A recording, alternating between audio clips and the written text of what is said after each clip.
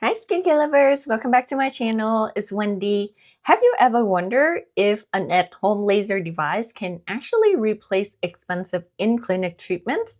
That's why I have been testing out the MimiSilk Iris Advanced at-home fractional laser device for the past 5 weeks. And in today's video, I want to show you what happened to my skin, what I like and didn't like about this device.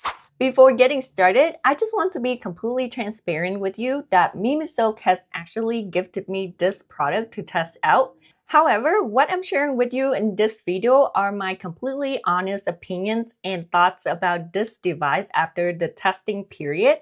Another thing is that I have dry, acne-prone, and sensitive skin, and I'm in my early 30s. So I think that also played into my experience with this device. Now, let's not delay any further and get started. When I received the product, I was honestly very pleasantly surprised because the whole package just feels very luxurious. And when I opened the box, it's come with an instruction on how you can use the machine correctly, a traveling pouch along with the charging cable, and of course the machine itself. The first time that I held this device, I actually really like it. The grip is very ergonomic. It also has a couple of power levels. As someone with more sensitive skin like myself, or you just started out, then you can use level 1 and slowly graduate it to level 2 and 3 as your skin get used to it. And on here, there are also buttons for each of the regions for your face. And it's also separated by 5 areas: forehead, periorbital, cheek, upper lip, and chin. So you can customize and follow each of the area as you press the button on here. This device definitely has that premium feeling to it, feeling very comfortable to hold and easy to use. That's why this device won the Upstyle Award winner 2018 and the Good Design Award 2020. And it is also FDA cleared to use. Let's talk about how this device works. So this device uses 1450 nanometer non-ablative fractional laser. Let me break it down to you. Non-ablative meaning the laser leaves the epidermis alone but target directly into the dermis layer of the skin. Fractional means the laser beam is actually broken into thousands of microscopic columns of light, treating only a fraction of the skin at a time. And finally, the 1450 nanometer is a wavelength that can create tiny controlled thermal zone beneath the skin surface by heating up the water in the dermis layer while leaving the outer layer of the skin and the surrounding tissues intact, which can minimize the recovery time. And by this way, your skin will begin the natural healing process by producing more collagen. The goal here isn't about overnight result, but about gradual skin improvement over a longer period of time. That's why compared to the in-clinic treatments, this device actually has very minor to no downtime. And the recommended usage is using it consecutively 8 weeks, then stopping for 4 weeks, and then you repeat the process again, just so the process of producing collagen is not interrupted, but the result can be maintained and carry over through longer period of time. Now, using a laser device at home can be quite intimidating, especially for a first-time user like myself. However, this device is actually very easy to use. So the process starts with a clean face. So I generally just wash my face at night, then dry it down completely, and then going straight with this device. And as I mentioned before, it has 3 levels that you can choose, and I have been only using level 1. You basically hold the button to turn the device on and then click again so that it chooses the level of the laser that you wanted to use. Up here is another button that you can press for the specific area of your face.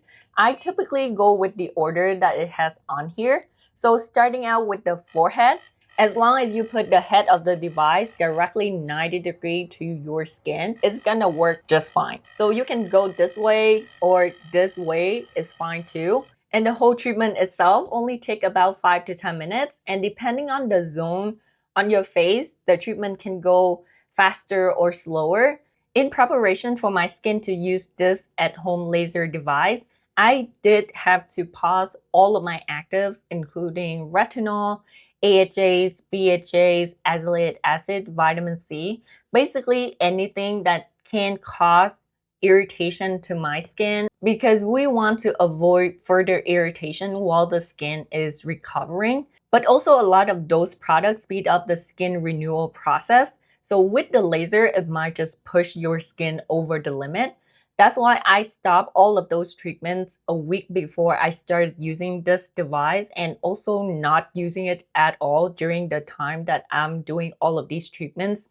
As for after the treatment, I tend to use very calming, cooling products. And my skincare products typically contain ceramide, panthenol, centella asiatica to help with repair and rebuild my skin in the meantime. As for the pain level while using this device, on the website they do say it is from mild to moderate. However, to me, it's really depending on the areas of my face that I do the treatment on.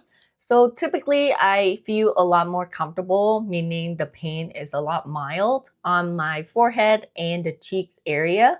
However, it got quite intense for me, especially around the periorbital areas and the upper lips.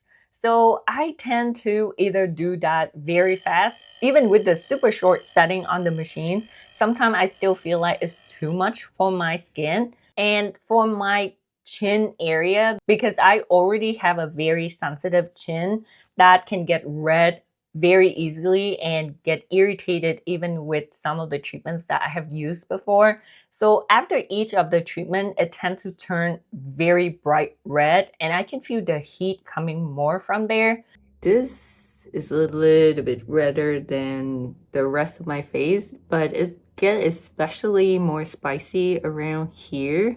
So sometimes I just cut short the chin area. So I think you should pay attention to how your skin react and how each area react to the laser treatment and then customize your treatment from there. Overall, I think it is a very tolerable experience. I wouldn't say I'm completely comfortable with it, but I think I'm just too chicken in general. Maybe other people have very high pain tolerance, then they don't feel as much.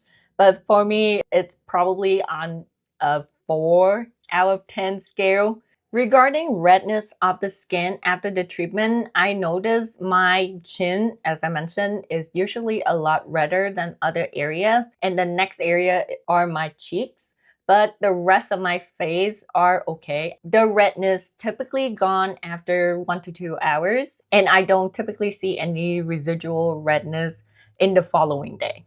And the laser usually generate heat as well. In here, I feel like they do built in a fan in here to help cool down your skin too.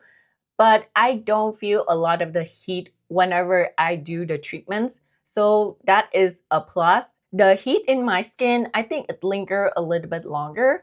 I always use sheet mask right afterward to help cool my skin down. So that helped a lot. In terms of healing from the treatments, only after the treatment that my skin feel quite heated, quite red.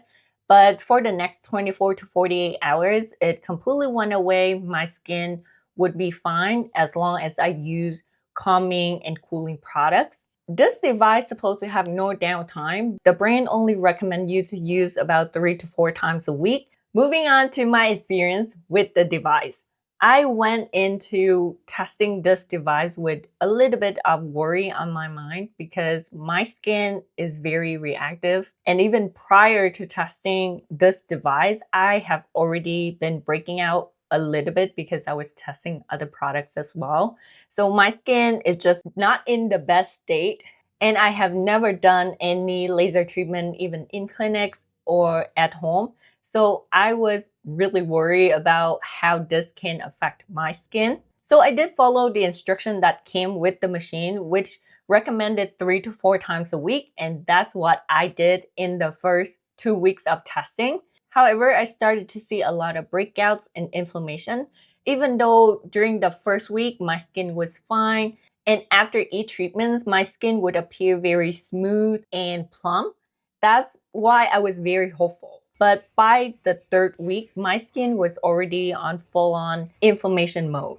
So I had to stop using this device for a week to see if it is the device that's causing my skin some irritation and inflammation. And my breakouts did go away. So I think the device also irritate my skin a little bit. But I think a part of it was also due to my post-treatment care. They recommended using calming products. However, for me, calming products also mean heavier weight products on my skin. And I did pile on quite a bit. And when I look up online, they did say that with the laser treatment, there are heat trapped inside your skin too. So they need to be able to get out. It was recommended for people with laser treatment to use calming but lightweight products.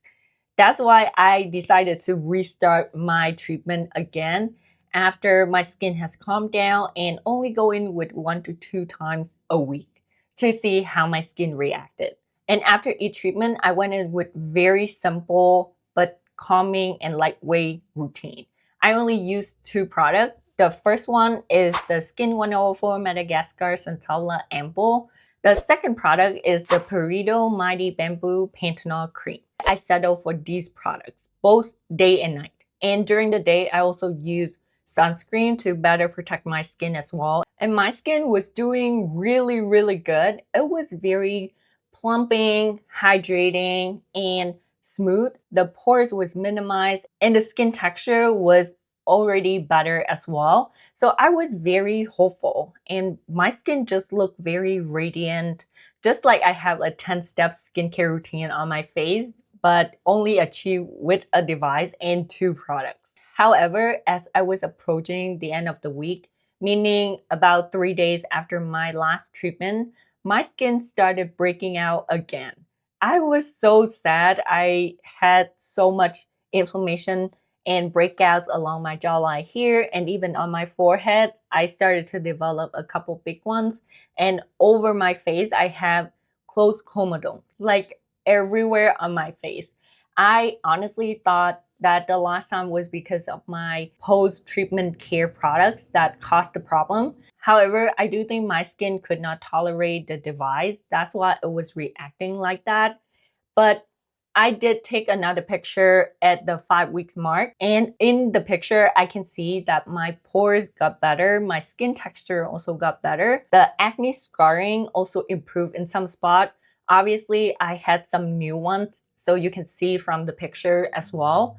But I think the device did work for me so far in terms of fading acne scarring, improving skin texture and pores. However, because as I mentioned, I'm in my early 30s, so I don't have a lot of fine lines and wrinkles for it to target. So I cannot really say anything about that. Again, because I have very acne prone skin, I did get a reaction from this device. So I think it is my skin that really could not tolerate this. So maybe if you don't have very reactive, sensitive, or acne prone skin, then you can look into this device for that, boosting collagen, improving fine lines and wrinkles, targeting pores. But if your skin is sensitive like me, then I think you should be cautious about the devices that you want to use on your skin. You definitely can look into this, but this is just my honest opinion, and I hope this can help you determine if it can be a good fit for your skin. And that's it, everyone. I hope my honest reviews of the Iris 1450 advanced at-home laser device can be a good reference point for you, especially for anyone with more dry, acne-prone, and sensitive skin that is currently looking for this device. I hope I can provide you with some good insights. And if you are interested in purchasing this device, I will leave my code in the link below so that you can check it out. And remember, take care of your skin, take care of yourself. I'll see you in my next video. Bye.